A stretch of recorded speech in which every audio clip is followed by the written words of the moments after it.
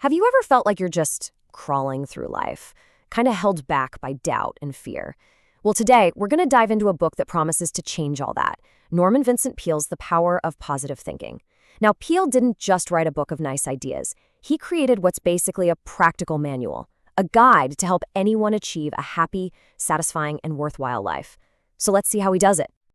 So Peale kicks things off with this really powerful, almost bleak image that, let's be honest, a lot of us can probably relate to. He argues that way too many people are just defeated by the daily grind. We feel this deep sense of inadequacy, we second-guess our abilities, and we shy away from challenges. And for him, this isn't just a personal feeling, it's like a widespread condition that holds millions of people back. And that is the big promise of his book, right? That there's a way to get off our knees and actually take control of our lives. But before we get to the solution, Peale says we first have to understand what the real root of the problem is.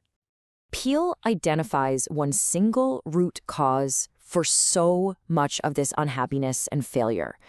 And you know what? It's probably not what you're thinking. Here is the absolute core of his argument.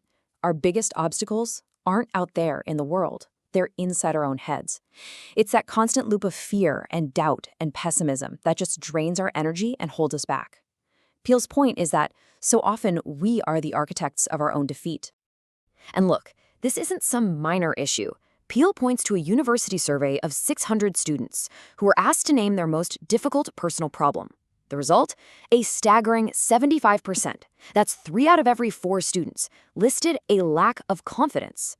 This internal battle is something the vast majority of us are fighting.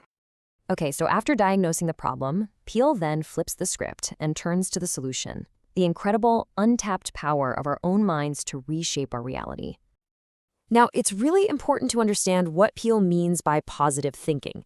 He isn't talking about just, blind optimism or pretending everything's great. He defines it as a system of thought discipline. So think of it more like a trainable skill, like learning an instrument, where you actively and intentionally feed your mind attitudes of faith and confidence to boost your energy and crowd out all that negativity. This really highlights the critical choice we have in what we feed our minds. Peale tells this simple story about 2 men at breakfast. One of them had a restless night because he filled his head with troubling news right before bed, an earful of trouble, as he calls it. The other day, slept like a baby because he chose to fill his mind with peaceful thoughts instead. The takeaway is simple, but wow, it's profound. What you put into your mind directly determines the power and the peace you get out of it. Okay, this all sounds great in theory, but how do you actually put it into practice? Well, Peale gives us several specific, actionable methods for changing your thinking.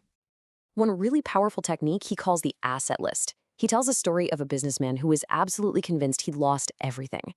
Peale asked him to list what he still had: a loving wife, devoted kids, his personal integrity, his health.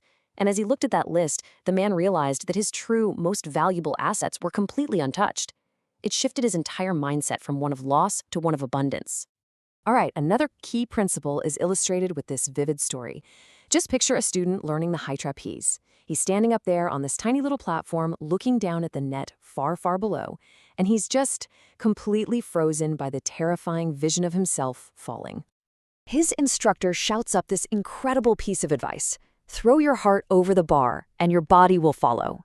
Wow, it's such a powerful metaphor for committing to something mentally and emotionally first. The idea is, once your mind is committed, the physical action becomes possible. You have to believe it before you can actually achieve it. So what these stories teach us is that the real obstacle is rarely the external challenge itself, it's our mental attitude toward it. As Peale puts it, the rough is only mental. If you can change your thoughts, you unlock the power to overcome what once seemed totally impossible. Now, for Peale, this mental power isn't just something you generate yourself.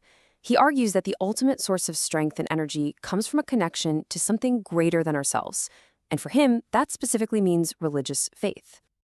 He shares this great analogy from a friend who described going to church as a way to get his batteries recharged.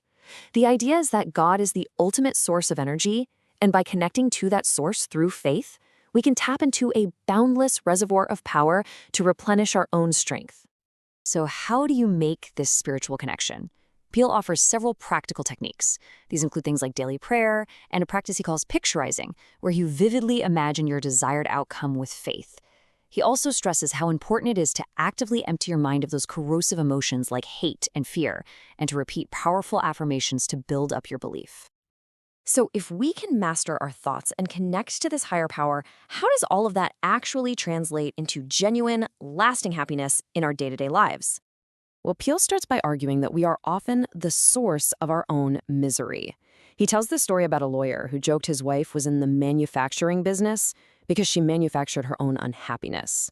The point is, by saturating our minds with resentment, worry, and fear, we actively create the conditions for our own discontent. The solution, then, is to choose a different manufacturing process. Peale shares a simple formula he found on a businessman's card that serves as a really straightforward guide. The rules are simple. Keep your heart free from hate and your mind from worry. Live simply, give much, fill your life with love. And maybe most importantly, forget yourself by thinking of others. Peale suggests that just trying this for 1 week will produce surprisingly powerful results. And all this leaves us with a fascinating final question. The power of positive thinking makes a really bold claim that by changing our thoughts, we can change our lives. But does it change our objective reality? Or does it simply change our experience of that reality, making us more resilient and joyful? And, at the end of the day, is there really a difference?